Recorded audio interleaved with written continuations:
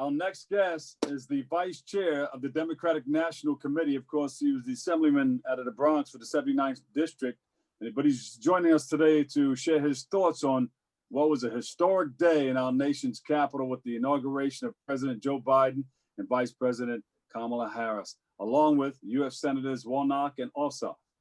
And, well, they're from the state of Georgia. Please welcome to the show former New York State Assemblyman Michael Blake. He's in the house. He's the vice chair of the Democratic National Committee. How are you? Welcome. Dr. Lee, always good to be with you, my brother.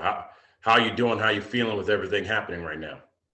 I'm hanging in there, and I was about to ask you what was going on in the world of politics and what you thought, because, you know, you've been behind the scenes with President Barack Obama, so you knew how that whole thing worked. Can you give us like an overview or an inside view of the whole situation? Well, you know, it's been a pretty surreal journey about 13 years later, because I remember having lunch with our now Vice President Kamala Harris on caucus day in Iowa, when it was me, her sister Maya, brother-in-law Tony West. I remember moments in 2008 in Michigan when then Senator Biden was speaking to Democrats in Macomb County and saying to them, I understand some of you are not going to vote for my friend. Here's why you're going to vote for my friend.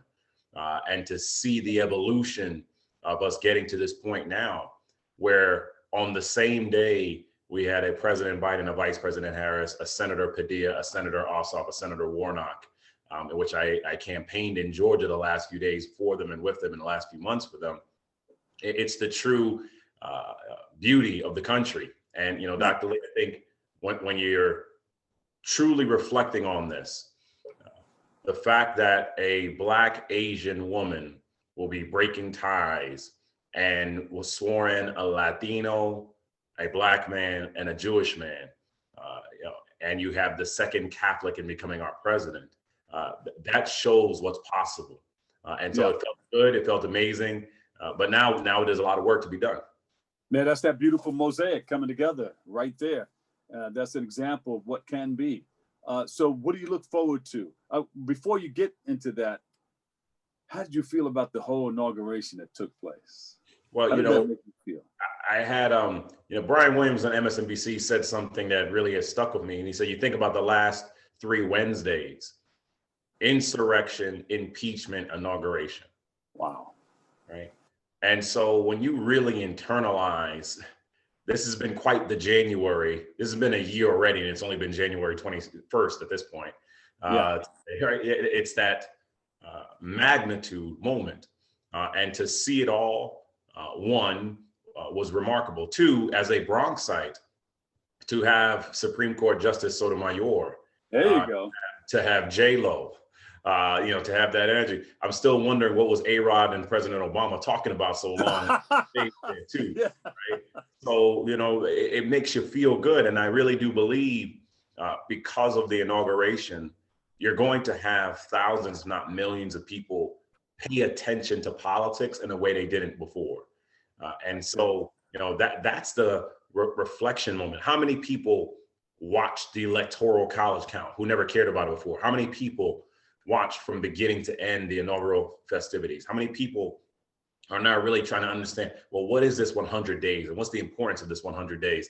And so as someone who's had that honor of being there and serving there, it has really been impactful. And I'll close on a very brief anecdote. I worked on both inaugurations for President Obama, Vice President Biden. And the one moment that always stayed with me was on the first inauguration, being on the bus with the King family, going to the Capitol. Wow. And really not having the words and what knowing to say. And then they turned to us and said, thank you. And to think now that the inauguration was a swearing in of the preacher for King's pulpit to be the last person to sign in that book to now give 50-50 for a Senate majority, where a lot of people don't realize this. Reverend Raphael Warnock has New York roots. He was at Abyssinian Baptist in Harlem. That's right. So it was just full appreciation of the power of God, that, we make plans and God laughs. And that's what we saw happen in many ways. Wow. So where do we go from here? what do you think is going to happen from here? Do we have the power to move about the cabin, so to speak? Well, immense ways. Well, first, even though it's 50-50, Senator Majority Leader Schumer has that power because as Majority Leader, he could advance anything out of a committee, even if it's tied. So there's massive opportunity. The chair of committees to be able to move forward. We saw the first confirmation of a cabinet member in Avril Haines, Director of National Intelligence. And now when you think about the agenda from the Biden-Harris administration, and it just feels good saying that, the Biden-Harris administration, right? That you had the executive orders immediately. There will be a massive effort around COVID-19 out the gate.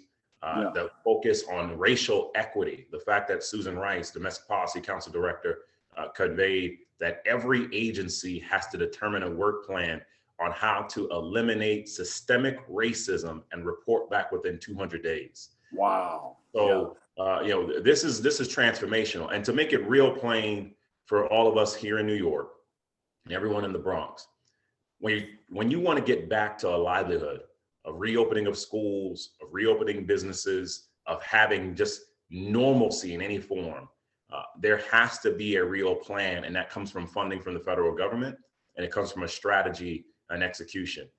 So this will be a tough 100 days. We need to be clear about that. But this 100 days will give us a chance for many more days thereafter. You think the governor is going to get the funding that we need here in New York? I do believe that, because at the end of the day, livelihood should not be impacted by party, by last name, by zip code. And we cannot ignore that New York, and in particular the Bronx, was the most devastated and impacted when it came to COVID-19. And so we have that responsibility to move quickly. And I do believe that New York is going to get that funding and support. But it's not just the funding, it's the mindset that has to go along with that around racial equity. We know because of Tuskegee and Henrietta Lacks and so many reasons that Black folk are going to be hesitant for many reasons, legitimate reasons. And so we have to make sure that we have a broader awareness campaign on why people need to believe that this could be the path that heals us to go even further. Assemblyman, how can we follow you? I keep calling you Assemblyman. Well, it's still there. The appropriateness is all good. So so follow us at Mr. Mike Blake on Twitter.